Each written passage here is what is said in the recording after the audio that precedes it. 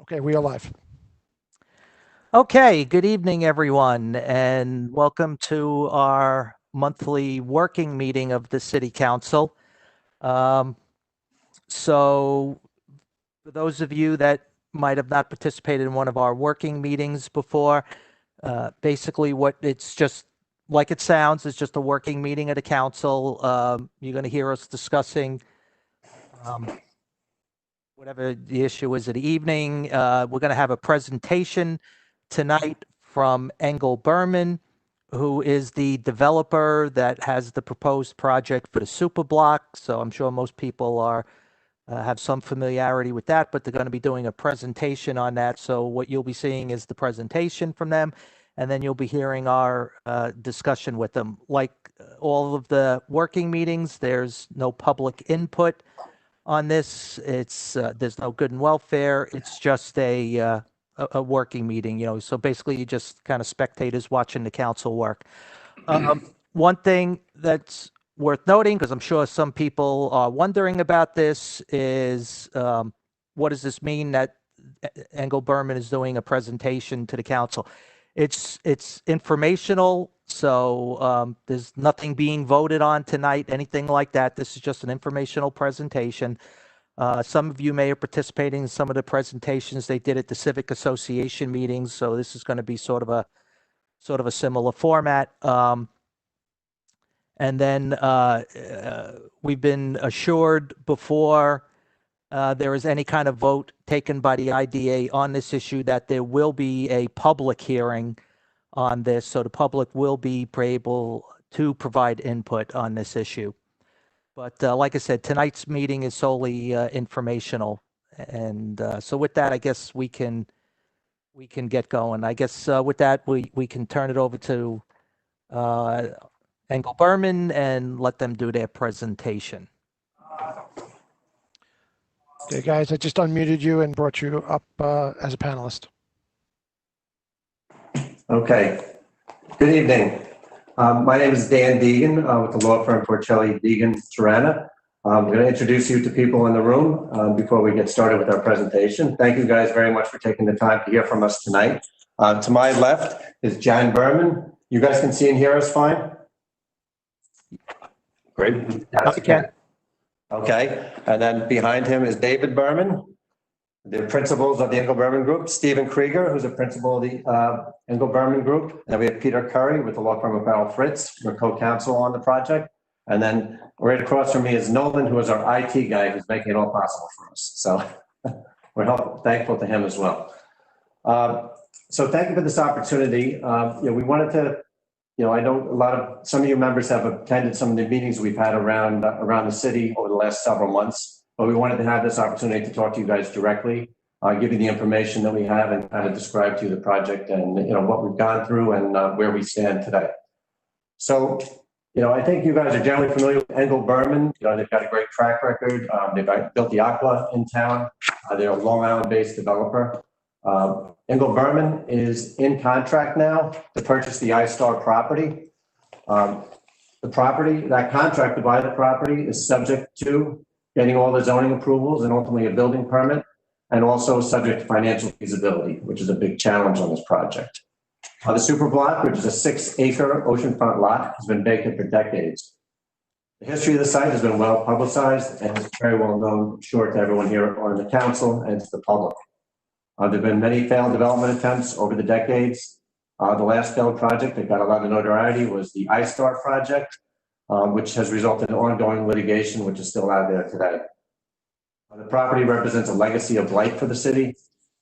There's been no development, no significant real estate taxes, and no economic benefits for the city.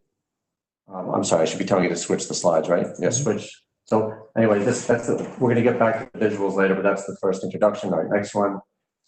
Keep going. And no economic benefits to the city. Next slide. So Engel Berman has come up with an innovative plan for this project to try and make the development work for all and to break the past cycles of failure. The plan entails an as-of-right development, which is fully compliant with the city's zoning code and requires no variances. Next slide. The plan calls for 438 units and 3 aesthetically beautiful buildings. The breakdown is 200 condos in 2 of the buildings, 100 each, and 238 rentals in 1 building. The design features and style were informed by the community input at the various meetings, which we'll get to. 10% of the rental units would be workforce housing units, approximately 24 units. The project will also include approximately 6,500 square foot restaurant and grab and go on the boardwalk. That restaurant would be separately parked from the residential, and also a public plaza on the boardwalk. This is a visual of the rental building. So there's 1 rental building like this, and the earlier image we saw was one of the 2 condo buildings. Maybe go back to that just a second. Let me go back to Go away for just a second. No, back. Oh, wait. Just, so this is one of the 2 condominium buildings. If you look carefully, you can see the other condominium building behind it. We're going to look at a site plan shortly in the presentation, but just to get a sense of the aesthetic feel of what we're talking about here.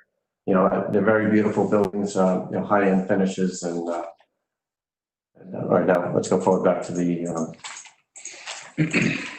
rental building. So, all right, let's stay on this chart. So this kind of just shows a comparison to what we're proposing compared to what iStar was proposing, just to give a sense of how different this project is. You know, number one, we're building to a height that's compliant with zoning, 110 feet. The iStar project was 166 feet. The 438 units is what's permitted by zoning. Previously, they were proposing 522 units. Number of stories, likewise, 10 stories permitted by zoning. We're within that. The iStar proposal was 16 stories. Based on community input, we are overbuilding the parking to the point where there's 2+ parking spaces for residential units, each residential unit. And that's because of some of the concerns that we heard about parking in that area, that they would not want to see overflow from this project into the surrounding neighborhoods. So the parking is being built at a above code requirement.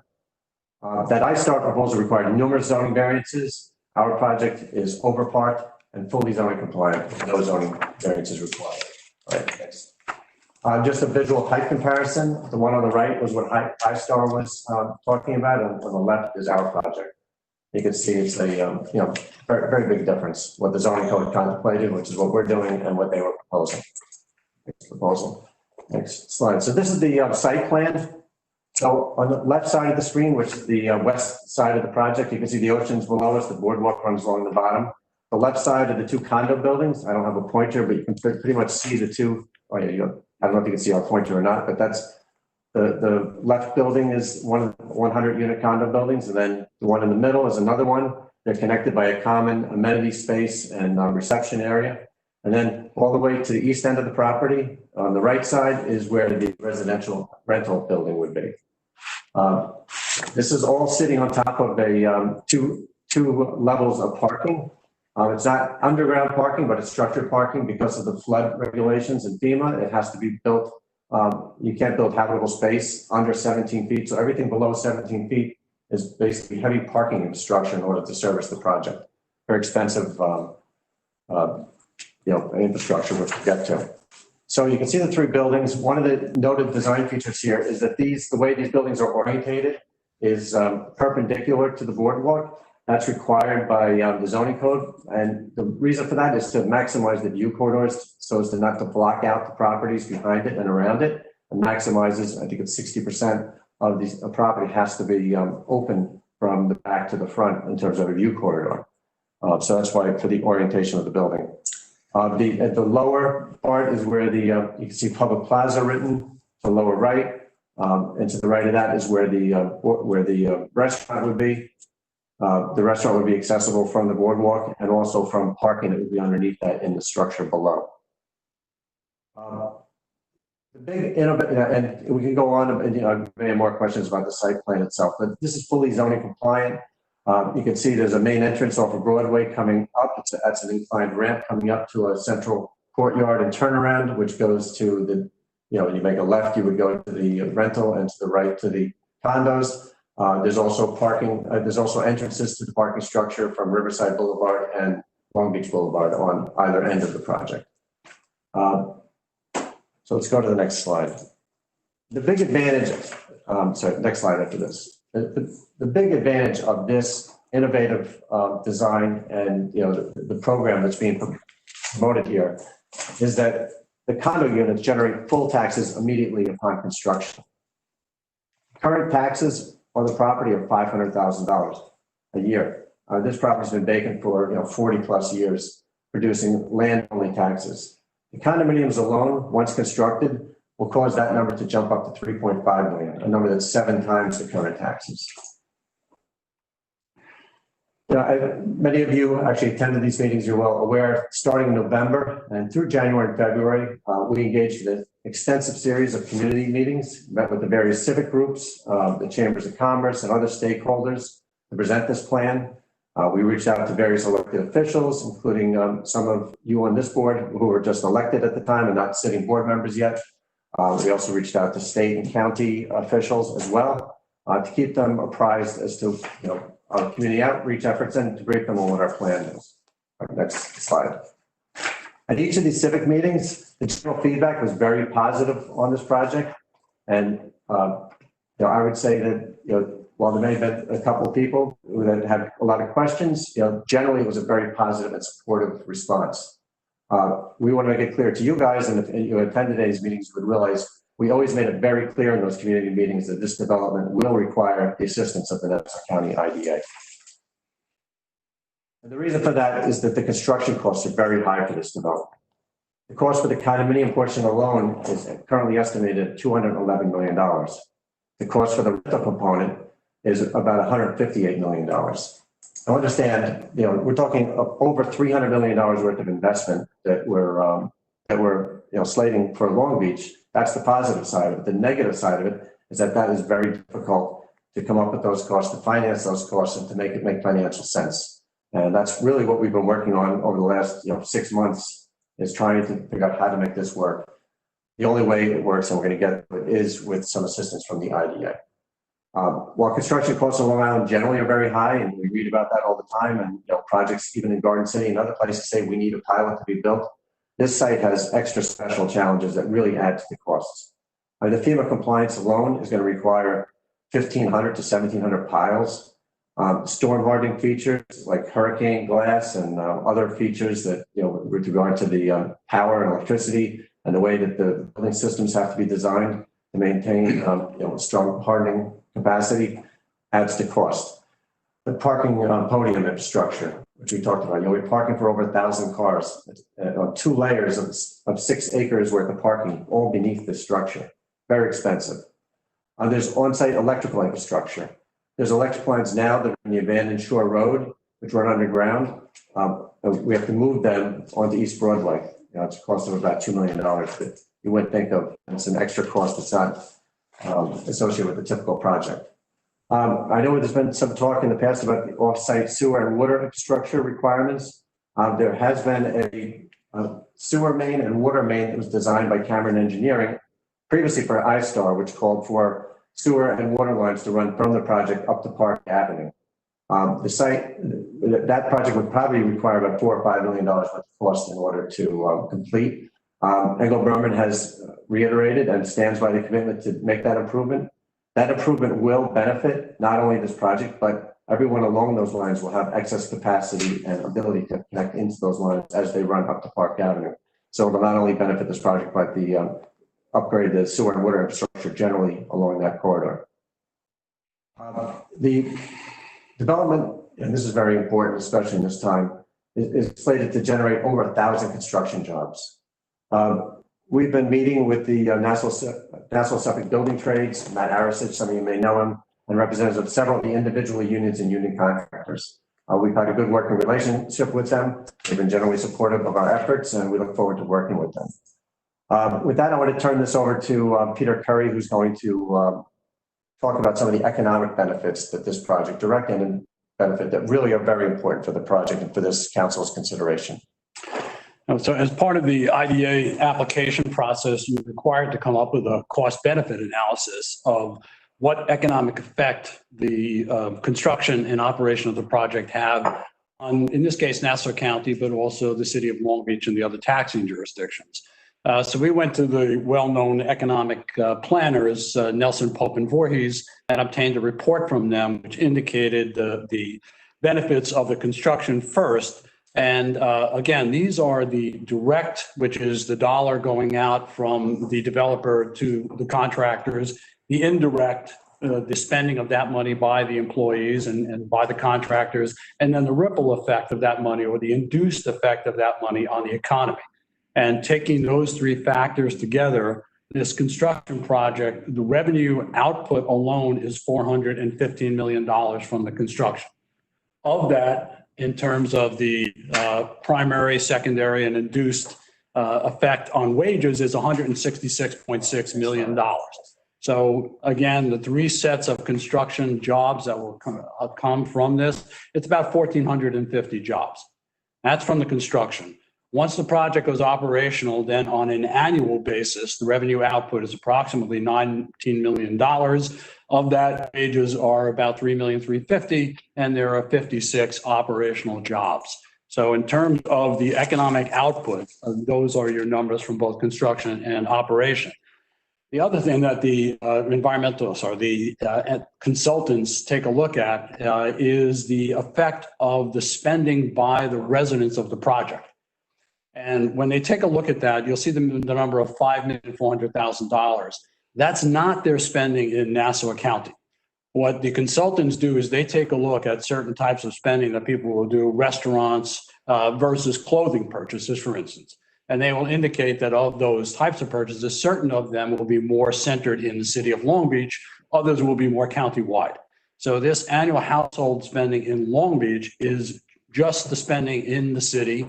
And so the annual fiscal impact of that is in your city. The actual household spending in Nassau County, if I'm speaking to the IDA, I'm going to be using a much higher number because the county effect is much higher. So this is just your city.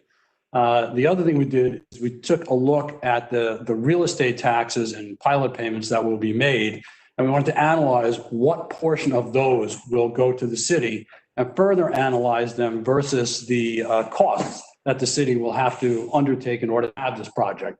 School children, various garbage and other expenses that the city will have to incur as a consequence of this project coming online, and the net positive effect of the taxes and pilot payments being made to the city is approximately $500,000. And then the net fiscal impact of the school district is more than $1,600,000. So those are, this is a report that these Nelson Popovoy is very experienced in doing. We had them run through all these numbers and we vetted them ourselves. We feel very comfortable with these numbers. So this is the annual fiscal impact that the city will see in addition to the household spending. You know, in the household spending, we didn't get into the sales tax or other benefits of that. These are just the net dollars that are getting spent on an annual basis. Okay, thank you, Peter. I'm going to go to the next slide now. So this is a chart which we can come back to, but this basically is a chart that plots out over the next 30-year period what the different scenarios could be. So the land only, which has been the last 40 years, is that bottom line, which is obviously very low. And, you know, that's been the history of this property, and we're trying to change the future. What iStar was proposing is the middle line for the yellow line. And in terms of the pilot, they were looking for, you know, 15 years of land only, and then they were a complete rental project. And, you know, ultimately they were up about $100 million. The Engel Berman, where we combine the condo taxes plus the pilot payment, we're talking about a number that's close to $180 million. I'll go to the next slide. We can come back to that. But basically, you know, the taxes that will be generated from the condo units alone is expected to exceed $135 million over the next 30 years. Condominiums, as I indicated before, once they're constructed, will be 7 times the current land taxes. We're seeking a pilot only on the rental component of the project. The pilot revenue for the rental component that we're projecting and what we need in order for this project to work adds up to $35 million in additional revenue on top of that condo revenue. We're looking for the 30-year pilot to start after the construction is complete. The requested pilot, only on the rental portion, would phase in the incremental taxes that are being created by the rental development in years 11 through 30 with an appropriate annual escalator. So, you know, the taxes for the condo would be in place from the beginning once they're constructed, and then we would look for the pilot on the residential, on the rental, to phase in after that, on top of that, which is all incremental additional revenue. We've done a lot of number crunching over the last several months, and, given the high cost of construction and the cost specific for this development, this level of pilot is absolutely necessary to make this development financially feasible. We worked with the client here, and they worked with us, and we know the history here and what happened last time, and we really have done our best to come up with a proposal that requires the minimal level of assistance that could be asked. Every project on Long Island, every rental project requires a pilot agreement in order to work. This project has extra challenges. We are trying to ask for the minimum innovative plan of adding these condo units so that you get, over half of the taxes are immediate is very innovative and something that this project really differentiates this project. So the financial challenges, I touched on most of these, the high construction costs, the FEMA compliance, the piles, the storm hardening features, parking garage, the lower density, it's another important factor that differentiates us. While iStar was, all rental, they were talking about 522 units. We're talking about a lesser density, which means less revenue, less ability to basically pay for the costs associated with construction. The off-site sewer and water infrastructure that not only benefits this project, but will benefit the surrounding neighborhood. The electrical infrastructure, the emergency power generation requirements, also the workforce housing component also results in less income than the market would otherwise. Those are the reasons why the IDA assistance is absolutely necessary. As Peter indicated before, though, you have to realize that because of the condo portion and because of the pilot that is going to produce a lot of revenue, those revenues to the county, the city, and the school district still will be far in excess of the incremental costs incurred by the municipalities. And that's set forth in the Nelson Pope Voorhees report. Next slide. The important fact, without the assistance of the IDA, this development is not possible. We are not going to the IDA because because we think that's easy. It is absolutely necessary. We're talking about an innovative plan, one that's as of right, zoning compliant, and one that calls for roughly 45% of the units to be built as fully taxable condo units. This plan allows us to request the minimum level of assistance required to make this project feasible. All these issues are compounded by the COVID pandemic. There's a lot of uncertainty. There's a lot of, to think that anyone's going to be able to invest over $300 million here in these times. Before COVID was a challenge, and now it's even worse so. Obviously, the benefits of such development are also amplified by this current situation. We'll just leave you with it. We feel pretty strongly that now more than ever, given this economic devastation and uncertainty caused by the pandemic, the city needs the jobs and revenues that this development will generate and all of the economic benefits that were outlined earlier. So with that, we thank you. We are here to take questions. We can go back to any slides that you'd like to go back to. Okay, thanks, Dan. I don't know. Well, I have some questions, but do any of the other council members have questions? Hi, this is Liz. I just have a question regarding calling it workforce housing. Is that the same as affordable housing? Are you using them interchangeably? Yeah, so the workforce housing is the New York State General Municipal Law defines workforce housing as housing that's affordable to individuals or families making up to 130% of the AMI. It's also a standard that's Long Island Housing Partnership uses as well. So, given the high costs and the challenges of this project, these units will be at that. They're below market.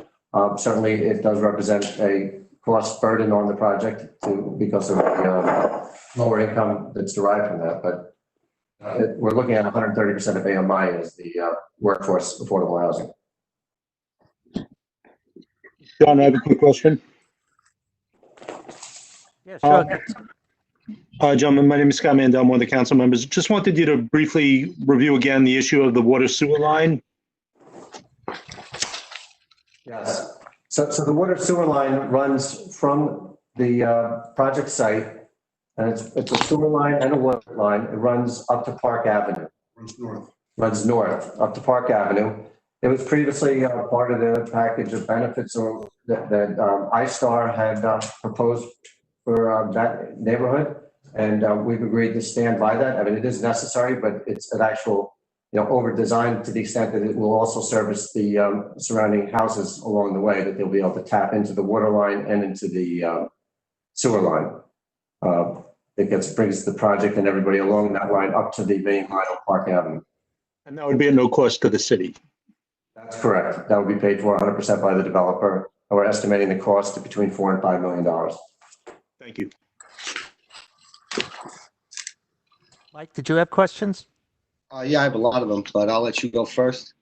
I only have like 3 questions. Sure. Go ahead, Karen. Okay. Can you please tell me what the AMI is for Long Island? Because I asked Long Island Partnership yesterday and they didn't get back to me. The average median income for a family of 4, I believe it's $80-something thousand, or it's higher than that, right? For a family of 4, it's over 100. Yeah. I guess, are you interested in what it translates in terms of rents? Is that, Yeah. yeah, so I mean, I think, what do we say for the rental units? I don't have the numbers. For the 4,000. I can certainly get you those numbers. Yeah. Okay. Then my second question is, will we be able to get a copy of the MPV report? Yes, Yes. yes. And my final question is that I reviewed the environmental impact statement as part of environmental assessment, I think, as part of your application to the NASA IDA. And you had it mentions that there will be stormwater will be contained on site via infiltration structures. Can you explain what that means in layman terms? Large concrete masonry vaults that'll be installed as we build the parking garage, and they'll be designed to hold excess water and leach into the ground slowly over time. So they're huge huge concrete vats that hold water, and then they go into the ground as the ground's able to absorb it. Got it. Okay, those are my questions. Thank you. Peter, and thank you for it's a beautiful design, to say the least. My name is Mike Delory. I have quite a few questions. I'm comparing what I'm seeing today to the IDA application, and one of the statements says on page 25 of the IDA application that an economic study commissioned by the agency will be provided. Are you stating that the Nelson Pope Voorhees economic impact study is the study that was commissioned? No. No. So what that's a reference to is that the IDA has commissioned a study to be done by an economic analyst who basically looks at our numbers and our projected rents and construction costs, and then determines the need and the right sizing of the pilot request. And that is currently that's being done right now. I think it's nearing conclusion, but we basically have to lay bare our numbers to the IDA's consultant. It's National Development Council. This is a company that is a not-for-profit that only represents municipalities and IDAs. So they're not, part of the development community. They don't answer to us, they answer to the IDA, but we had to give them the information regarding all the costs, income and expenses, and they're doing the analysis now. They're more focused on the individual project than the tax break we're asking for, as opposed to the impact of the city. Well, that's correct, right? They're two different studies. Our studies show the impact of the entire city. The one that's done by the IDA is so they can justify why it's appropriate, not appropriate to give us the tax relief we're asking for. So they understand the construction, the cost of financing, those sorts of things to determine whether or not we're making a reasonable profit or an excessive profit. If they consider it to be above reasonable, they will not grant the pilot. Understood. Because I'm looking at the study right now, the summary of projected fiscal impacts on the iStar project, was known as Long Beach Wayfarer LLC. It was done by Camoin Associates. Will this council be provided that impact study when it's completed? If that's the idea. We're not sure they're going to undertake that study. So I think they're relying more on the national development report that they're getting, and we're providing our study for it. You can have our study because we've done it. We're glad for you to see it. With regard to the IDA's proprietary information, you'd have to ask them. Okay, because what I'm looking at, and I think what's important to me, council and the community, is the breakdown of the county payments, City of Long Beach payments, and school district payments. Because when I looked at the iStar project, first 15 or so years actually cost the City of Long Beach money, and they got lump sum ramp up near the end. I would like to see this type of layout in the very near future, because that has a big impact on the city. Yeah, I think that. We did show that in our slide format, but again, we increased the taxes by 7 times the current taxes immediately. iStar kept the taxes flat for 15 years. If you look at what's on the screen now, you'll see from year 1, we're already starting to ramp up. And once those condos go up, you got 3.5 million, 7 times the current land taxes. So for the first 15 years, we'll be paying in approximately $50 million more than iStar was. Yeah, the critical difference between the two is that project was just a rental project. This is a condo and rental project. So the condominiums will pay real estate taxes as soon as they're completed. And that's why you see that chart looks so different with regard to this development as opposed to the iStar. So when you start your construction, you have 3 buildings. Are you stating that you're going to start the condo buildings first and second and the rental third? Or we're going to start the rental building and the eastern condo building. And then as soon as the eastern condo building infrastructure is up, we'll go to the western condo building for staging purposes. So the rental building and the first condo will start immediately, and the second one will be 6 to 9 months behind the rental and the first condo building. So the Riverside Boulevard condo and the Long Beach Boulevard rental are going to start simultaneous? Yes. Okay. Interesting.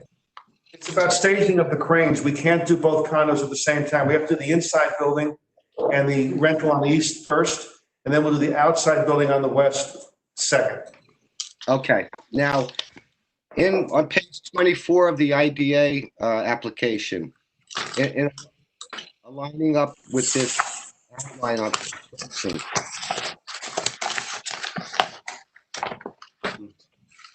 okay.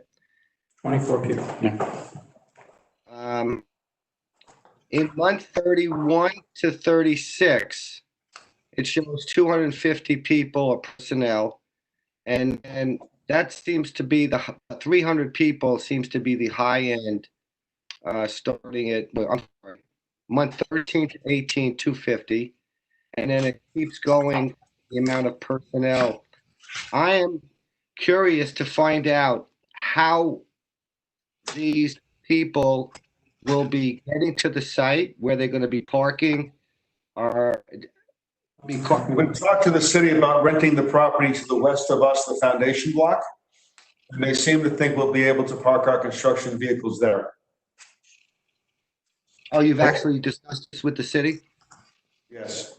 And remember, this project is going to take several years to complete, so it's going to be spread out. And the other thing to note is that we will be building a podium and parking first, so there will be parking available on that podium at some point. But evidently, the city said we would be able to get parking on the foundation block during the construction.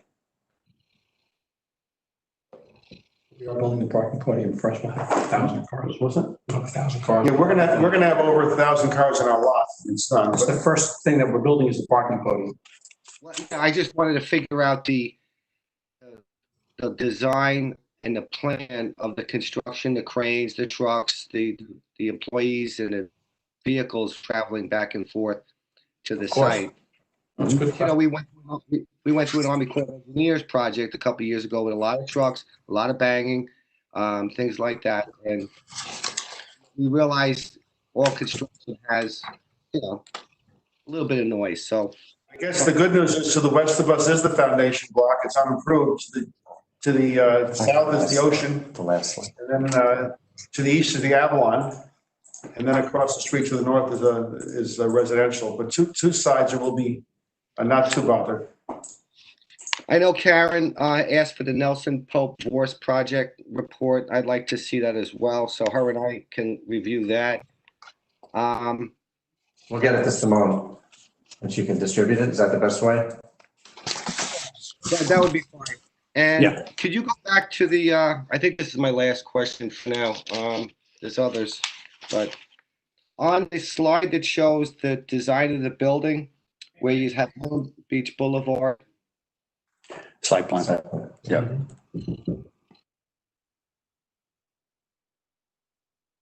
And I'm just bringing, right there, yeah.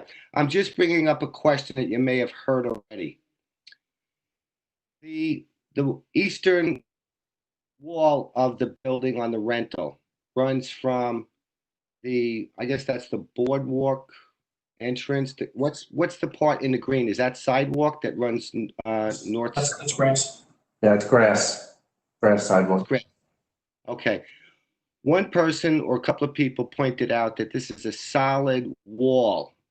Is there any way, or maybe it's not?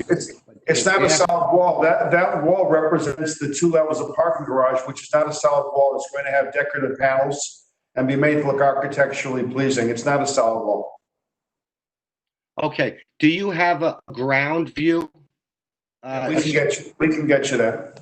Street view of that? Yes, we can get you that, but it's going to be tastefully done. It's going to look, it's not a solid wall. Okay, because I'm sure you have it. You may have presented it in a different meeting, but I know that was something I didn't see. We'll get it for you. We'll get it for you. Yep. I think that's all my questions at this time. Mr. Bendo? Okay. Could you, so there's 3 buildings, so 438 total, 200 condos and 238 rentals. So I'm assuming the condos are split relatively evenly at about 100 apiece? Correct. Okay, could you just give us some kind of indication on the mix of the units, like studios, 1 bedrooms, 2, more, what you're envisioning? Yeah. So the mix for the rental would be 109. For the condos, condos are 132 2 bedrooms and 68 1 bedrooms. I'm sorry, I missed the first one. So 32. 32 for the condo. Yeah, 2 bedrooms. Okay. 68 1 bedrooms. 132 2-bedroom condo units Okay. and 62 1-bedroom condo units. 68 1-bedroom 68. condo units. 68. Okay, and what about on the rentals? The rentals are 109 2 bedrooms, 99 1 bedrooms, and 30 studios. Okay. So, so I'm assuming the studios and the 1 bedrooms in all likelihood are probably just single people and couples. 2 bedrooms is the potential for children. So have you done, as part of your analysis, about how many people when the site is full, fully occupied, about how many people this is adding to Long Beach? We have done it with regard to school children, how many net school children will end up in the 2 projects. And when I mentioned earlier about the positive fiscal impact of the school district, that was taking into account the costs of those children. So yes, we've studied that and we have a response to that. It's in the Nelson Pope and Voorhees report. Okay. We suspect we'll get older people that may be snowbirds and go back and forth seasonally. We suspect we'll get young people from the city, either as a weekend home or a permanent home. And then you get a certain number of divorcees or widows or widowers who love the beach and want to be down here. Okay, yeah, so that was sort of my follow-on now is could you, and you sort of just addressed it, who your target customer is, and then what do you anticipate the condos selling for and the rentals renting for? The condos are going to be just under $1 million to about $1.2 million, $1.250 million. And the rentals are Mid 2s to mid 400. Low fours. Yeah. Mid-2000s to the mid-4000s, low 4000s. Okay, good. Let's see. You addressed my parking issue before. Could you go back to the graph of the taxes? When you guys were doing the presentations at the civic meetings, you had a chart that sort of showed the tax payment schedule over your proposed 30-year period, and I noticed it's missing here. Is it possible to get an updated version of that? Yes, yeah, we definitely have it. We just didn't want to put too much in this, so. Okay, so I mean, these charts are, these lines are derived from those charts. right. You just want to see the numbers, and you can see that on the left. But is the- a ballpark, at the very beginning, the condos are 3.5 and the rentals at land only would be 250. So it'd be 3,750,000 Right. plus or minus at the very beginning. And then it will incrementally go up when we start phasing in the full taxes on the rental, as well as the appropriate inflation adjustment each year that we will be giving you on the taxes. Right. So you were proposing for a 30-year pilot that the rentals would start phasing in year 11. Correct. Land only for 10 years and then phase in year 11. Right. So I'm kind of looking at this graph and I'm looking for an inflection point about year 11, and it's pretty. I mean, I guess that you could argue there's one there, but so can you sort of describe? I mean, it's a $35 million addition from the rental that gets added over that period. Well, I get that over the 30-year period. Yeah, no, I understand that. I guess what I'm trying, and the chart would Over 20 years. right, the chart would have helped. What I was trying to gauge was how because this graph really doesn't show you how the rental taxes start kicking in, because here it's a fairly linear curve, so it doesn't look like the rental is having a significant impact on the taxes. It starts going up 5% a year in year 11, so that's why it wouldn't be a huge pop, but we can send you a schedule. Yeah, that would be great. That's what I was looking for. Okay, It's not a straight line, you can see that. yeah, that's what I mean. But I'm just trying to, here I'm trying to eyeball it, versus the chart would just tell me. John, can you please clarify on this chart if this includes county, school, and city taxes, though? Yes. This is everything. Can we just see a version for what the impact would be for city taxes only? We'll give you that too. Yeah. Yeah, because fellow members, I sent you guys something, and I think once we get a lot of that, what we just asked for, we can do a pretty good analysis. Okay, thank you. And the Voorhees report will show you the impact of sales tax revenue each year, which would be substantial too, which the city gets a good portion of that, I think. No. I haven't had a chance to look. I guess, so there was an environmental assessment done, or was it an environmental impact statement, or just like an environmental assessment? Assessment form, Okay. because it's as of right. So, and forgive me, because like I said, I haven't looked at it yet. I haven't seen it. Does it address things like the ability of the water system to take up the capacity for the new units, and even things like, let's use, say, the parking at the Long Island Railroad garage for people that may commute, because the garage is pretty much already at capacity? People are going to walk down less than half a mile. The reason for the water and sewer upgrade that the iStar guys were doing, and it benefits everybody, that was done to make sure there wouldn't be an impact on the water and sewer. So that kind of addressed that one.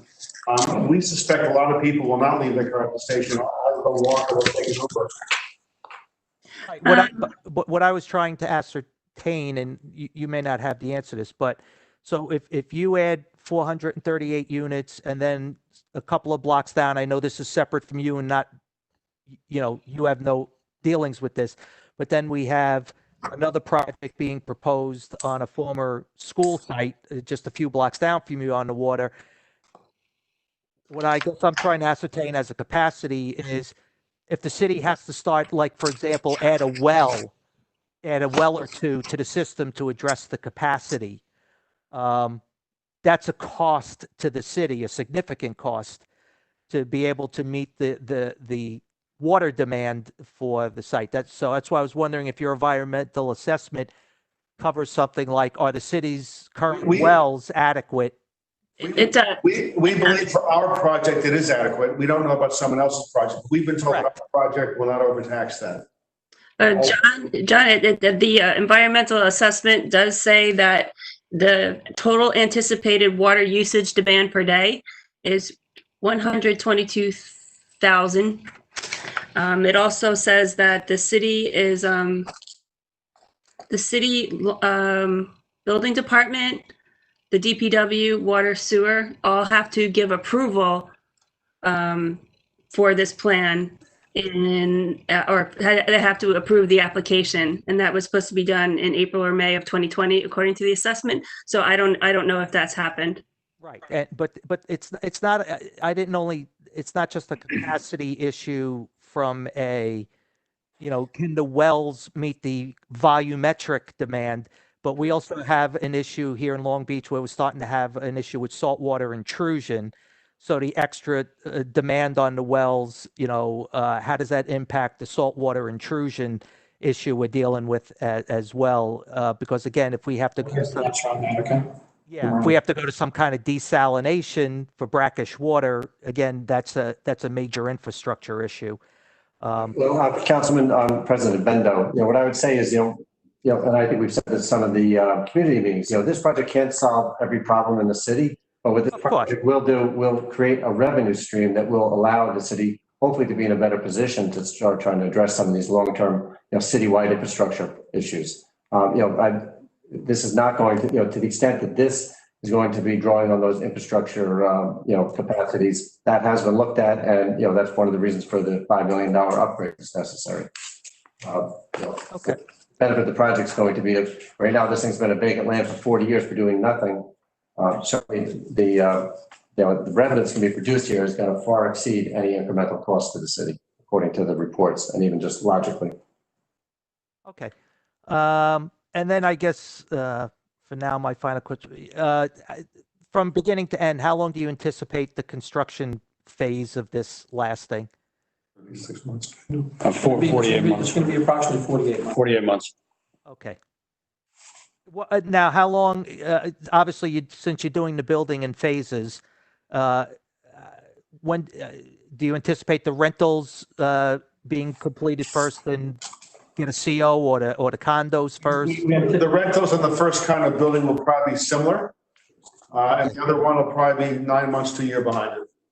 So you anticipate what, maybe 36 to 40 months on the one condo building and the rental? Sooner than that. Yes. Sooner than that. It'll be a little bit sooner than that. Sooner than that, maybe 36 months. Right. It'll be sooner than that. We have to build tremendous infrastructure with that parking garage, right? It's a 2-story concrete structure. And, we have to do the piles. So it takes a little bit more time than a typical construction, site would take. So right now, we are under tremendous time pressure. We have a contract with iStar, and they're, with the extent we can all together get iStar out of the picture, I think it's a good thing and let this development go forward. We have time and considerations there. We also have expended a lot of money to get to this point, and we got to get this project going this year. It's going to make sense. If we don't close this year, another minute. Yeah. So we should be in the ground the end of the year. And that means really we have to move forward. We have to know that we have the assistance of the IDA, that we have the support of the city, and that this thing can become a reality, because it really is Fisher cut bait time for us and for everybody. This thing is going to become a reality. Because the IDA approval is a condition of the contract, and it's actually due. And that's really why, as I say, to reiterate it, that we are asking for the minimum that's necessary to make this work. Because of the condos, this becomes a big positive revenue situation for the city and school district. For us, we can live with that, but on the rental portion, we just need to phase in the new taxes we're creating. We just need to phase them in over this period so that the whole property and all these tremendous costs can be penciled out and be financed.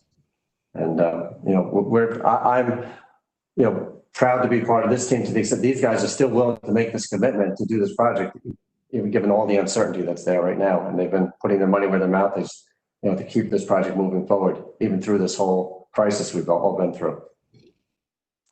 Does this project also require commitment from our school district? Do you require a letter from the school board? No. No. No, we don't anticipate a lot of. Our project is a matter of right. We can ask for a building permit. We already have met with the building department. They've already approved our site plan, and they've already gone through the plans to the extent that they said no variances are required. So all we require really to get a building permit is to give them a set of plans that are built, that are built to code. The only thing left that we have to do outside of that is this IDA. And again, we're on a very tight schedule to get that. It was supposed to have been done, but because of the pandemic, we got a bit of a breather. But that's the only thing that's left. Otherwise, everything we're doing is compliant with zoning and compliant with your code. Thank you. Peter or David, I know you're under the gun, but as fast as you can get us the information we asked for, we'll turn around and review it.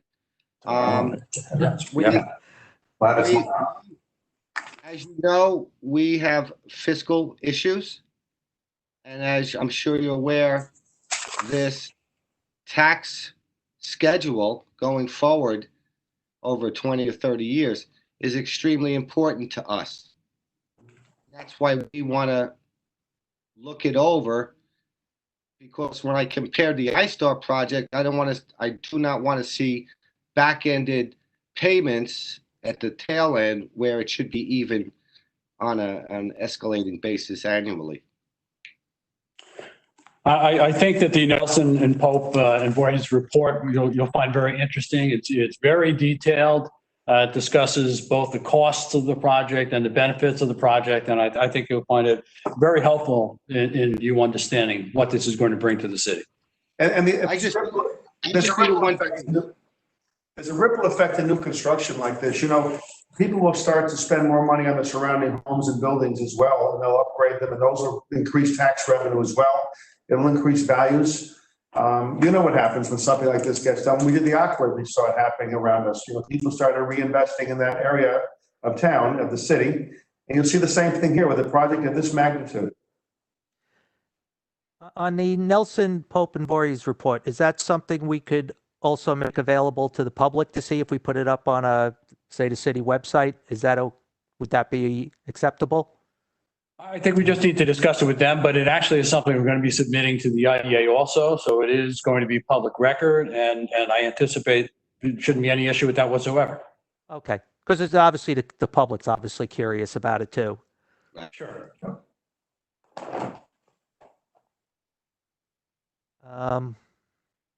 Okay, anybody else have any questions?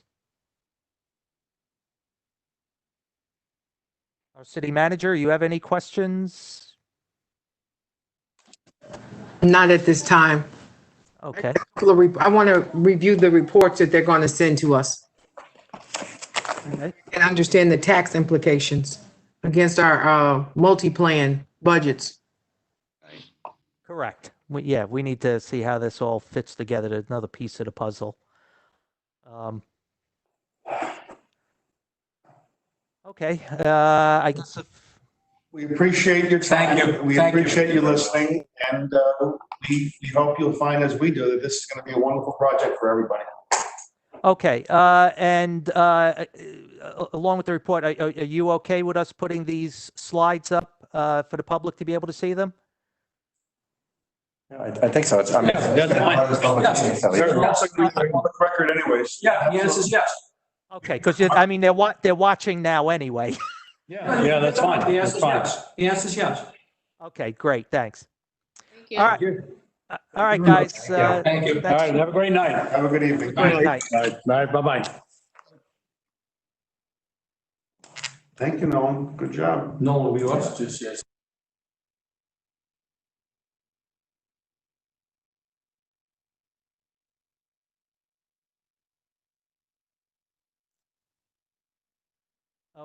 Okay, so are we still live, Dave?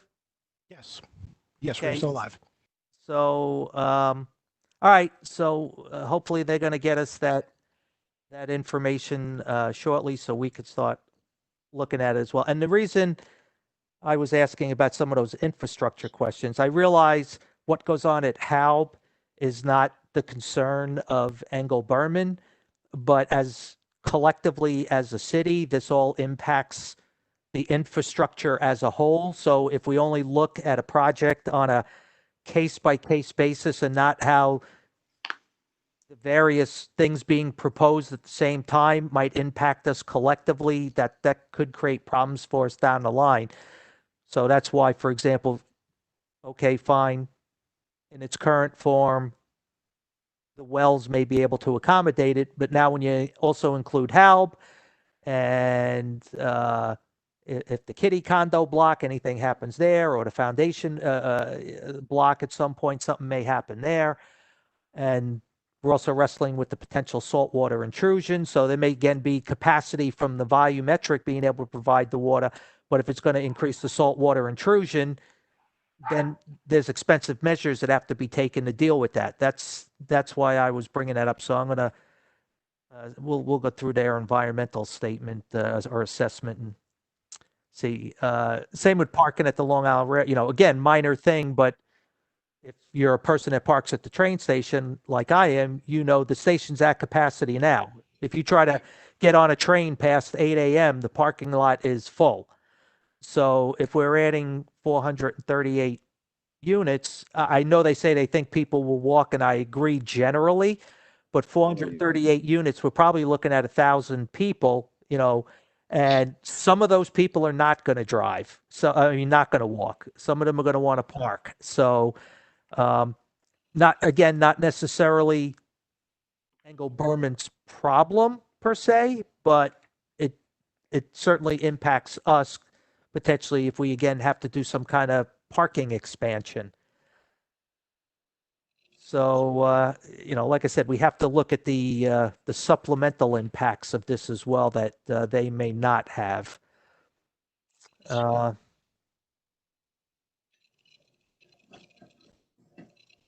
Okay. Well, it looks like they're looking to bring in some high dollar people, clearly, with the rents and the, I'm guessing, I don't know, I guess if they're wealthy, I don't know how many retirees are gonna pay $4,000 a month in rent. But so I'm guessing this is more for the people maybe living in Brooklyn and Manhattan who work, in tech or Wall Street and make a lot of money and are willing to commute an hour to on the train and to be able to live right on the beach. That might be changing too, the way people work. Well, that's a very good point. That might right. be their office. Right, that's a very good point. Their home may become their office, and what better office than if they can sit on a balcony and stare at the ocean while they're working all day? Something be said for that. So, all right. So I guess they're going to start the Eastern condo building and the rental simultaneously. Those will take about 36 months, and then they'll start the Western condo.